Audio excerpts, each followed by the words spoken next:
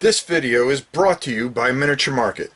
Thousands of board games, miniatures, and paints, discount prices at Miniature Market. Hello everybody, welcome to Painting 101. Today we're going to be talking about paints finally. Originally this was scheduled for last week, but I had butchered it so badly that I decided to reshoot it and skip a week and basically do a little bit more talking about paint itself and that how paints are not created equally.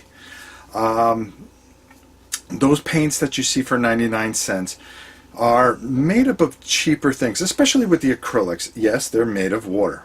Water is water no matter how you look at it. But as far as the pigment and the acrylic, the polymer acrylic itself, those two components are very important. You can always add water. Now some add more water and some add more pigment. Some add more of a cheaper base of acrylic polymer. But those three components, if they are not the right type and the right quality, you will see it in your paint. That's why we never suggest an acrylic like an apple acrylic. And basically when I tell people to start, because it's so cheap, you talk about a folklore and things like that, where their metals are not too bad, but the rest of the paints, you're going to tell the difference if you put it upon a figure, and you're going to feel it in the way you control it. It's when you water it down, it almost like dissipates and becomes translucent. Cheaper acrylics will become translucent, where if we had to take a look at paints, I would say the big ones are P3, Reaper, GW, Games Workshop of course, Citadel, and Army Painter.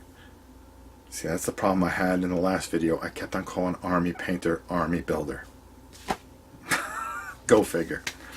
Now, let's talk about GW. The one advantage that I like about GW for a beginner is, as you see right here, it has the flop top. Okay, so you can only pull out as much paint as you need at that particular time. Now listen, we're not going to be talking about watering down paints and all that stuff. That's for a whole nother episode of Painting 101. But what we are going to be talking about is what's good for you to start with. And to understand the difference, that if you spend money, it's kind of, if you buy a shirt for Saturday night, if you go out and buy a 99-cent t-shirt, it's going to look like a 99-cent t-shirt. You go out and spend money on a $20 t-shirt, you're going to see the difference in the quality between the $1 t-shirt and the $20 t-shirt. Well, that's the same thing with paints. The better quality makes a bigger difference on putting onto your image or your miniature or whatever you're using. These paints that I've mentioned are all quality paints, and let's not forget Vallejo either. Yeah, Vallejo. Boof. There we go. They all have their own little pluses and minuses. Now we're not going to include washes here because that also. But this is always a very it becomes a controversial issue, because if you say, well, I think GW is the best, there's always somebody that's going to say, well, I think Reaper's the best. And if somebody says Reaper's the best, there's always somebody that's going to say that P3 is the best, or Army Painter's the best, or Vallejo's the best. I think it's so marginal that you can get any kind of set and you can't go wrong.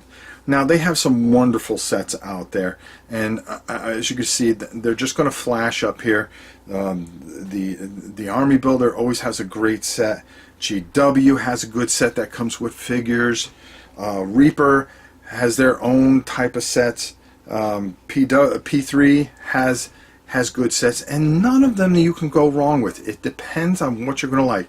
Now the squeeze bottles for a beginner, I always try to tell you, okay, pay a little bit more for the GW. You're not going to be wasting paint. My biggest fear is always somebody shakes it up, spurts out a whole bunch.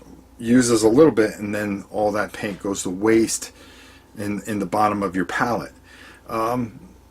It's just a thing that's the way I kind of teach things a little bit. I think if you can just get enough that you need, and GW helps you with that, with those things. Now, for the best type of deal to get as a group bundle, I think it's obviously Army Painter. They put some beautiful sets together, and you can find those at Miniature Market. GW's a little pricey. I think they don't give you enough paint.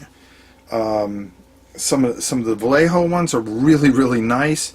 You may prefer GW metals, or maybe you like P3 metals. It's really going to have to take you time to really see which one fits you and what you feel comfortable. Remember, painting is about feel, and if you have the proper product and you can get a good feel with it, that is half the battle. That is why I told you to go get those cheap paints, because it was going to be tough to get a feel for it.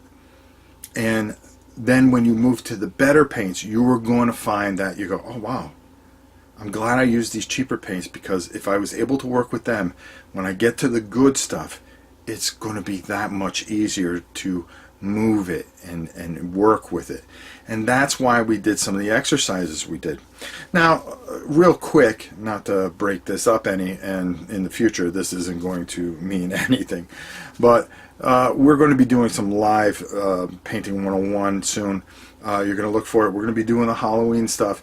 Unfortunately, we had some internet problems, but we're going to resolve that, and next week you're going to see that. When this comes out, I think, which will probably be on a Friday, you will be able to know that following week we are going to be doing some painting hands-on and showing you how to move some of these paints. And I'm not going to restrict it just to GW paints. I'm going to use something from every single thing so we could see how to move and flow with different paints. And maybe you can get a feel and say, well, yeah, I like the way those look. I'm going to go get that set. And you can find all these sets at Miniature Market. So, like I said, these three compounds are very important, and if they're put together correctly, you're going to have great paints. And these big companies do it correctly, and that's why it's better to pay a little bit more. The one thing I do like about the Vallejo, though, is that you can get that at your Hobby Lobbies, at your craft stores. They do sell it there. These other ones, you're going to have to go to your specialty shops, your hobby shops, your game shops. That's where you're going to find some of these other paints. Or, of course, order them online from Miniature Market, where you can get any one that you desire. But if you were to get in a car and run out, you know, just know where you're going to have to go find these. So, paint, it's important. It really is. It's the most important part if you really think about it. Next week we're going to be taking a look at primers, and we're going to be talking about different types of primers and what the different colors mean. Now, we talked about this a little bit, but we're going to go into detail, and we are going to break it down next week. So I look forward to it as always, and I hope you find this Painting 101 very helpful. Until next time, I'm Rob Warren, and I hope you guys pick the paint that fits you best. We'll see you soon.